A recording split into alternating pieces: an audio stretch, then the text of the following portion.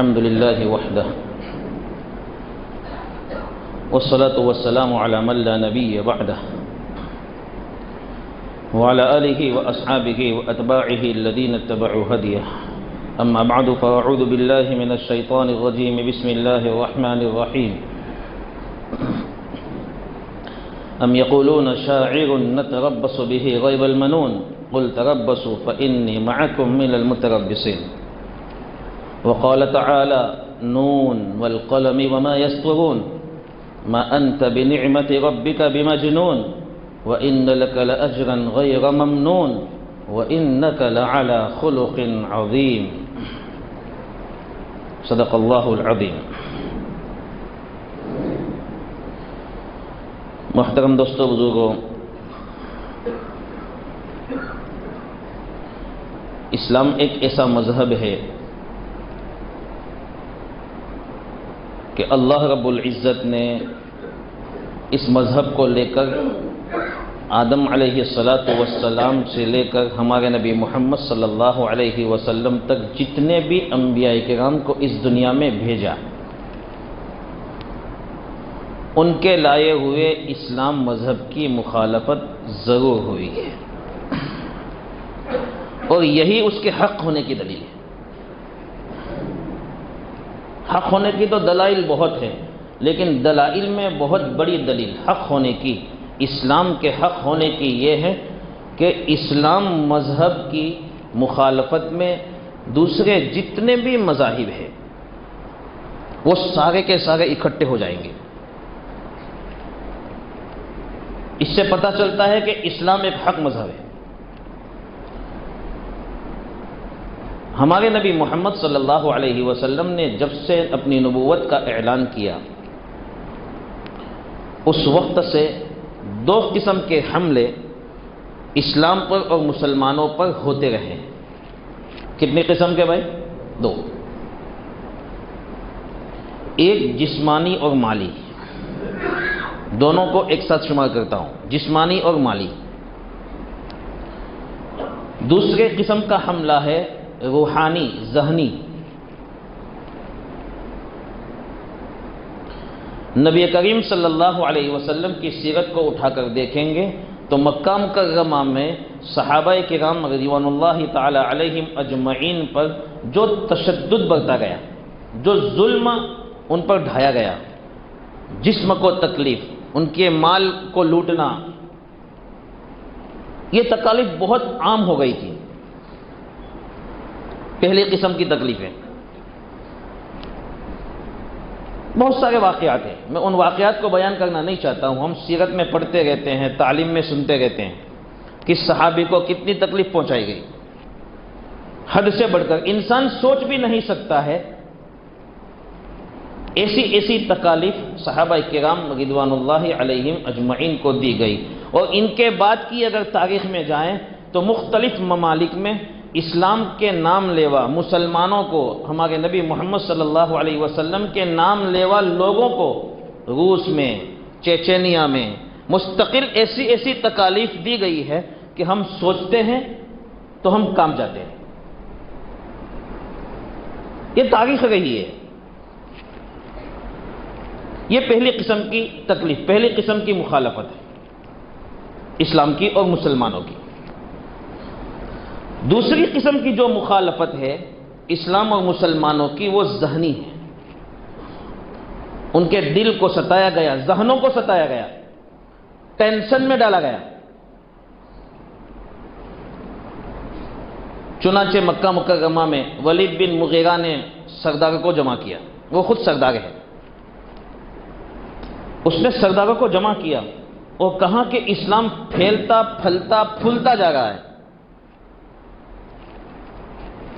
محمد صلی اللہ علیہ وسلم کا نام چل رہا ہے، کیا کرنا چاہیے؟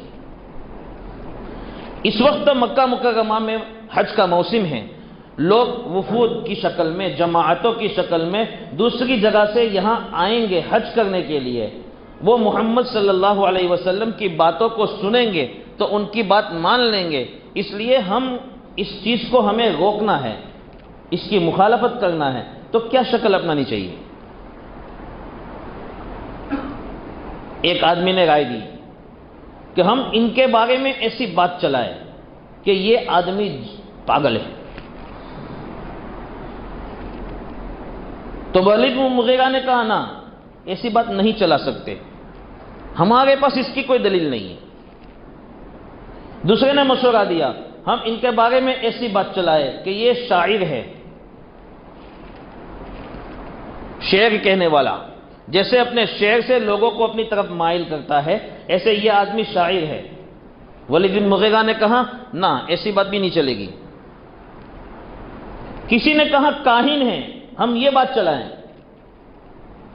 ٹینشن دے ان کو، ان کے بارے میں یہ بات پھیلا کر ان کو ٹینشن دے، مسلمانوں کو ٹینشن دے تاکہ ان کی بات نہ چل سکے. ولید بن مغیرہ نے منع کیا، یہ بھی نہیں ہو سکتا. چوتھے نمبر پر ایک آدمی نے رائے دی کہ ہم ساحر، جادوگر کہے، تو ولید بن مغیرہ نے یہ کہا کہ یہ ہو سکتا ہے کہ ان کے بارے میں ہم جادوگر کی بات چلائیں تاکہ لوگ ان کی باتوں کو نہ سنیں اور ان کو تکلیف پہنچتی رہے. طے ہو گیا. کافروں نے نبی کریم صلی اللہ علیہ وسلم کو مجنون بھی کہا.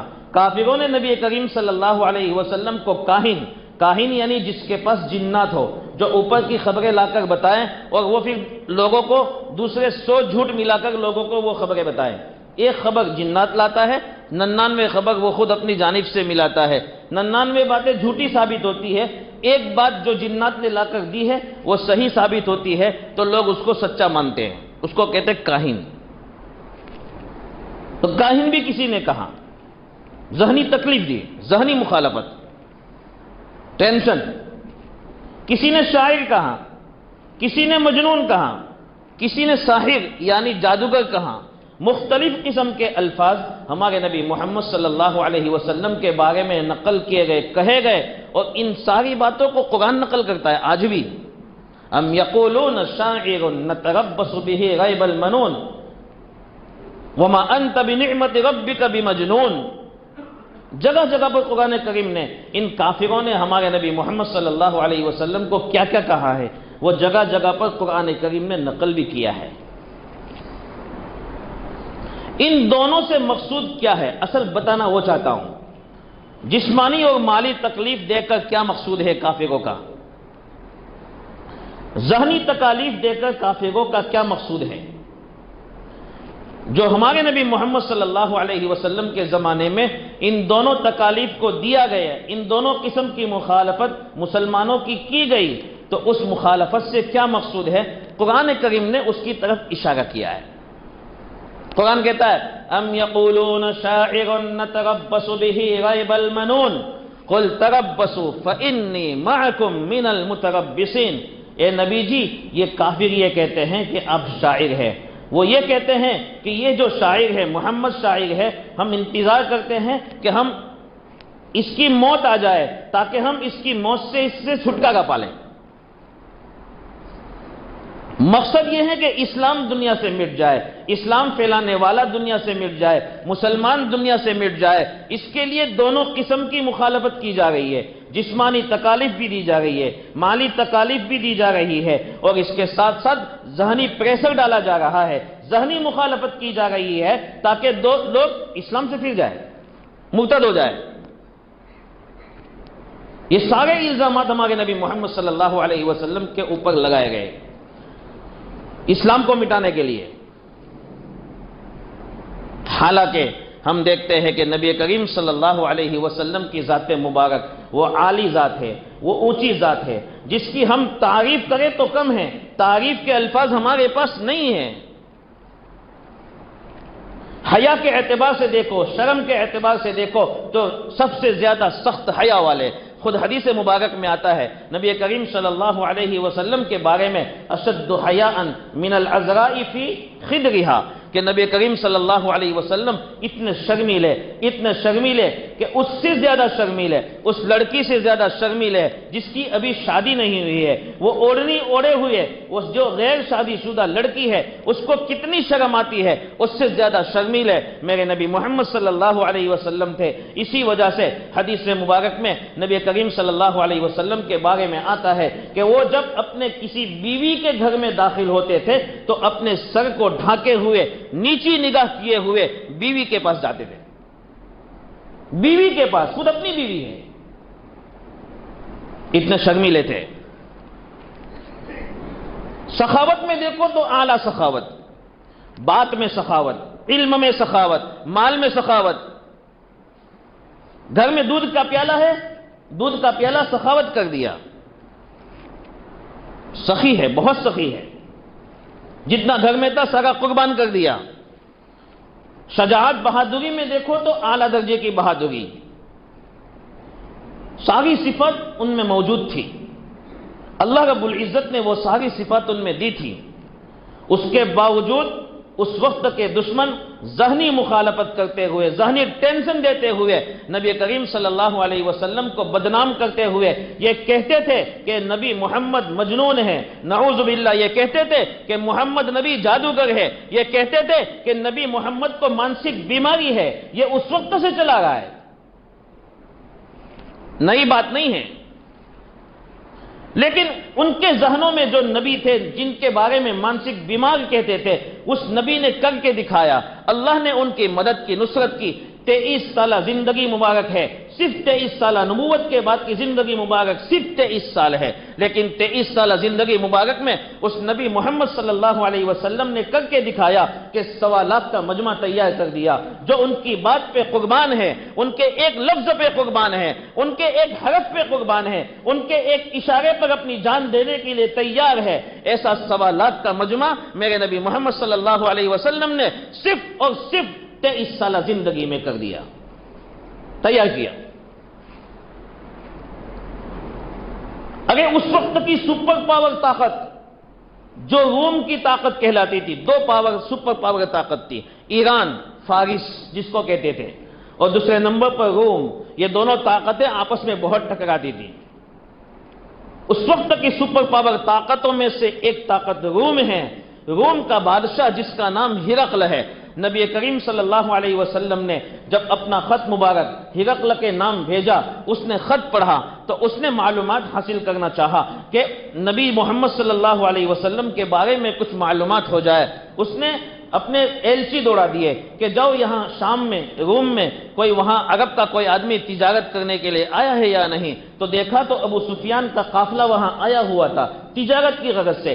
ابو سفیان اس وقت مسلمان نہیں ہوئے تھے۔ ابو سفیان سے چند سوالات کیے ہرقل بادشاہ نے، اس میں نبی کریم صلی اللہ علیہ وسلم کا نسب نامہ بھی پوچھا، وہ کیسے نسب سے ہیں، نبی کریم صلی اللہ علیہ وسلم کی صفتوں کے بارے میں پوچھا کہ وہ کبھی جھوٹ بولتے ہیں۔ ابو سفیان کافر ہے پھر بھی کہتا ہے نہیں، وہ کبھی جھوٹ نہیں بولتے ہیں۔ پھر اس کے بعد بہت سارے سوالات نبی کریم صلی اللہ علیہ وسلم کے بارے میں پوچھنے کے بعد جب اس کو اطمینان ہو گیا تو اس نے ابو سفیان کی جماعت کے سامنے چند باتیں کہیں۔ اس میں ایک بات یہ تھی کہ مجھے یقین تھا، میرے علم میں تھا کہ ایک آخری نبی دنیا میں آنے والے ہیں، لیکن مجھے یہ سمجھ میں آتا تھا کہ وہ نبی ہم میں سے ہوں گے، لیکن اب سمجھ میں آیا کہ وہ نبی ہمارے قبیلے سے نہیں ہے، وہ نبی دوسرے خاندان سے ہے، تمہارے خاندان سے ہیں۔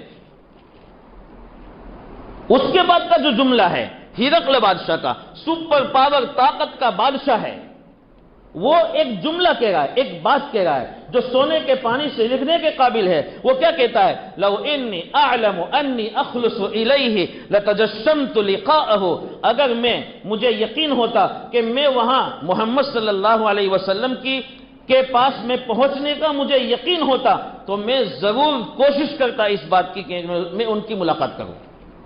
ایک بات یہ کہی، مجھے یقین ہوتا کہ میں محمد صلی اللہ علیہ وسلم تک پہنچوں گا، اس کا یقین ہوتا تو میں ان کی ضرور ملاقات کی کوشش کرتا۔ دوسری بات اس نے کہی، لو كنت عنده لغسلت عن قدميه، اگر میں محمد صلی اللہ علیہ وسلم کے پاس موجود ہوتا تو میں ان کے قدموں کو اپنے ہاتھوں سے دھوتا۔ کون کہہ رہا ہے؟ روم کا بادشاہ۔ اس نے علامات دیکھ کر ساری باتیں پوچھ کر اس کو یقین ہو گیا کہ آخری نبی وہی ہے۔ روم کا بادشاہ اس وقت کا یقین کر لیتا ہے کہ وہ آخری نبی محمد صلی اللہ علیہ وسلم ہے، جو عیب سے پاک ہے، گناہوں سے پاک ہے، ان میں جنون نہیں ہے، بلکہ وہ عقل مند نبی ہے۔ اور یہاں تک کہتا ہے کہ میں ان کی ملاقات کی پوری کوشش کرتا، میں ان کے پاس ہوتا تو میں ان کے قدموں کو دھوتا۔ وہ روم کا بادشاہ اس وقت یہ کہہ رہا ہے۔ تو آج کل کے غیر نتو ایسے آدمی جن کا کوئی وقار سماج میں نہیں ہے، جن کی کوئی عزت سماج میں نہیں ہے، اگر وہ آدمی ہمارے نبی محمد صلی اللہ علیہ وسلم کے بارے میں اگر یہ شبد استعمال کرتا ہے، یہ الفاظ کہتا ہے کہ محمد نبی مانسک روگ کے بیمار تھے، نعوذ باللہ، تو اس کی بات کی کیا حیثیت ہے؟ چاند کی طرف کوئی گوبر ڈالتا ہے اور پھینکتا ہے کہ چاند کو گندا کر دے، تو کیا وہ چاند گندا ہوگا یا وہ گوبر لوٹ کر اسی پر گرے گا؟ اسی پر گرے گا، وہ گندا ہوگا۔ ایسے ملعونوں کی کوئی عزت نہیں، کوئی سمجھ میں اہمیت نہیں، کوئی قابلیت نہیں، کوئی اہمیت نہیں۔ لیکن یہ سب جو کیا جا رہا ہے وہ ایک غرض اور ایک مقصد سے کیا جا رہا ہے۔ وہ مقصد صرف یہ ہے کہ مسلمانوں کو جیسے جسمانی تکلیف دے کر، مالی تکلیف دے کر یہ لوگ اسلام سے ہٹانا چاہتے ہیں کہ ان تکالیف کو دیکھ کر مسلمان اسلام سے پھر جائے، نعوذ باللہ مرتد ہو جائے، اسی طرح ذہنی پریشانی دیکھ کر محمد صلی اللہ علیہ وسلم کے بارے میں غلط الفاظ استعمال کر کے یہ لوگ یہ چاہتے ہیں کہ مسلمانوں کو ان کے بارے میں بدظن کیا جائے تاکہ مسلمان اپنے اسلام سے پھر جائے۔ لیکن میرے دوستو یہ ہوگا نہیں۔ اسلام کو جتنا دبایا جاتا ہے اتنا ہی وہ ابھرتا ہے، یہ تاریخ ہے۔ مسلمان مٹنے والے نہیں، مسلمان جب مٹ جائیں گے دنیا سے اس وقت دنیا بھی مٹ جائے گی، یہ ہمارے نبی محمد صلی اللہ علیہ وسلم کا اعلان ہے۔ جب مسلمان دنیا سے مٹیں گے تو دنیا بھی مٹ جائے گی، قیامت آ جائے گی۔ اس لیے مسلمان دنیا سے مٹنے والے نہیں ہیں۔ ایسے واقعات سے میرے دوستو ہم سب کو چند عبرتیں لینے کی ضرورت ہے کہ ایک آدمی جو اپنے آپ کو مسلمان کہتا ہے، وہ مسلمان کہنے والا آدمی پتہ نہیں کب اپنے اسلام سے پھر سکتا ہے، پتہ نہیں کب وہ کافر بن سکتا ہے۔ ہمیں اس کی فکر کرنے کی ضرورت ہے۔ ہم ایسا نہ سمجھے کہ ہم مسلمان گھرانے میں پیدا ہوئے ہیں اس لیے ہم موت تک مسلمان رہیں گے۔ سب سے پہلی عبرت یہ ہے، خود یعقوب علیہ السلام کا واقعہ قرآن کریم نقل کرتا ہے، جس میں یعقوب علیہ السلام کے بارے میں قرآن کہتا ہے ام کنتم شہداء اذ حضر یعقوب الموت اذ قال لبنیہ ما تعبدون من بعدی۔ یعقوب علیہ السلام کے 12 بیٹے ہیں، کیا یعقوب جیسے نبی انہوں نے اپنے بیٹوں کی تربیت نہیں کی تھی؟ وہ اسلامی ماحول میں بلکہ اس سے بھی اونچا ماحول، نبوت والے ماحول میں وہ بچے پیدا ہوئے ہیں۔ ان کے بیٹوں میں سے ایک بیٹا تو نبی بھی ہے، یوسف علیہ السلام۔ ان 12 بیٹوں کو جمع کر کے اپنی موت کے وقت میں یعقوب علیہ السلام اپنے بیٹوں سے کہہ رہے ہیں اور توحید کے بارے میں پوچھ رہے ہیں یعقوب علیہ السلام ما تعبدون من بعدی، اے میرے بیٹو تم میرے بعد کس کی عبادت کرو گے؟ کیا ان بیٹوں سے یہ امید کی جا سکتی ہے کہ یہ اللہ کو چھوڑ کر بتوں کی عبادت کریں گے؟ لیکن پھر بھی فکر ہے، اپنی نسل کی فکر ہے، اپنی اولاد کی فکر ہے کہ وہ میرے بعد پلٹ نہ جائے۔ نبوت والے ماحول میں پیدا ہونے والے بچے جن کی ذات پر مکمل اطمینان ہو سکتا ہے، ویسے بچوں کے بارے میں خود ان کے والد یہ پوچھ رہے ہیں کہ اے میرے بیٹو کیا تم میرے بعد کس کی عبادت کرو گے؟ اس لیے اپنی اولاد پر ہمیں فخر کرنے کی ضرورت نہیں ہے، اپنے گھرانے پر فخر کرنے کی ضرورت نہیں ہے۔ اس بات کی فکر لینے کی ضرورت ہے کہ کہیں ایسا ماحول پیدا نہ ہو جائے کہ جس ماحول کی وجہ سے نعوذ باللہ ایسے لوگ جیسے آج کل ہم دیکھ رہے ہیں، وسیم رضوی جیسے لوگ کہ جو مسلمان کے گھرانے میں پیدا ہوئے تھے، جنہوں نے کلمہ پڑھا تھا لیکن آج وہ کافر ہیں، ایسے لوگ ہمارے گھروں میں پیدا نہ ہو جائے۔ یہ ذہنی مخالفت کی جا رہی ہے، ذہنی ٹینشن دیا جا رہا ہے، وہ اسی وجہ سے دیا جا رہا ہے۔ نتربص بہ ریب المنون، قرآن کہتا ہے ہم ان کی موت کا انتظار کریں گے، لیکن اللہ کیا کہتے ہیں قل تربصوا فإنی معکم من المتربصین، اے نبی آپ ان کافروں سے کہہ دیجئے ہم بھی دیکھتے ہیں کون موت، کس کی موت آتی ہے اور موت تک کون اپنے اسلام پر جمے رہتا ہے اور موت تک کون کافر ہو جاتا ہے، ہم دیکھتے ہیں، ہم انتظار کر رہے ہیں۔ سب سے پہلا سبق یہ ہے کہ ہم اپنی اور اپنی نسلوں کی ایمان کی حفاظت کے لیے جتنی بھی ہو سکے فکر کریں.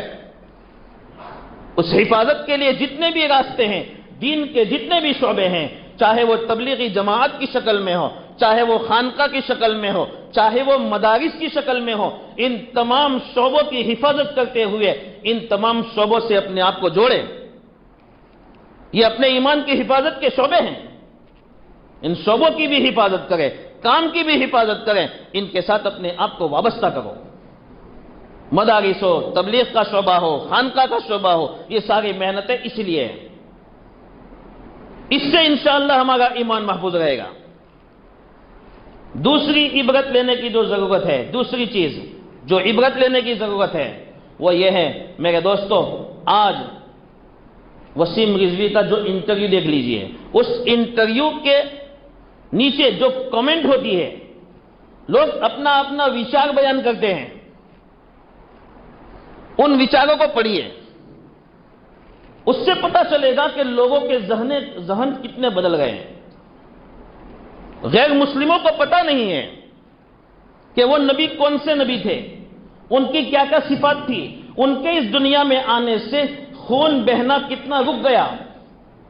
علماء نے لکھا ہے، تاریخ میں لکھا ہے کہ جس جگہ پر یعنی عرب میں جس جگہ پر چھوٹی چھوٹی باتوں میں 1000 لوگوں کا قتل عام ہو جاتا تھا، سینکڑوں لوگ مر جاتے تھے، چھوٹی چھوٹی باتوں میں لڑائیاں ہو جاتی تھی، اس جگہ پر 23 سالہ زندگی میں ہمارے نبی محمد صلی اللہ علیہ وسلم کے زمانے میں جتنی بھی لڑائیاں ہوئی، ان تمام لڑائیوں میں جتنے بھی لوگ مرے ہیں، چاہے مسلمان ہوں چاہے کافر ہوں، ان تمام کی مجموعی تعداد دیکھتے ہیں تو وہ 1000 سے زیادہ نہیں ہے. 23 سالہ زندگی میں. اور اس سے پہلے کی زندگی، کفر والی زندگی جب لوگوں کی تھی، جہالت والی زندگی تھی، تو روزانہ سینکڑوں لوگ چھوٹی چھوٹی باتوں میں مر جاتے تھے، لڑائیاں ہو جاتی تھی. یہ رحمت والے نبی تھے.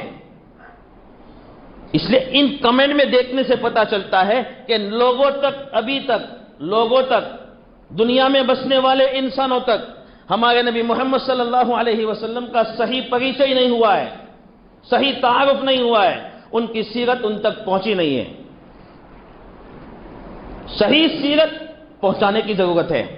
میرے نبی محمد صلی اللہ علیہ وسلم کی صحیح زندگی کیسی تھی، آپ کا گھرانہ، گھریلو زندگی کیسی تھی، عورتوں کے ساتھ ویوہار کیسا تھا، دوستوں کے ساتھ ویوہار کیسا تھا، صحابہ کے ساتھ ویوہار کیسا تھا، کافروں کے ساتھ ویوہار کیسا تھا، آپ نے کافروں کے بارے میں کیا کیا حکم دیے ہیں.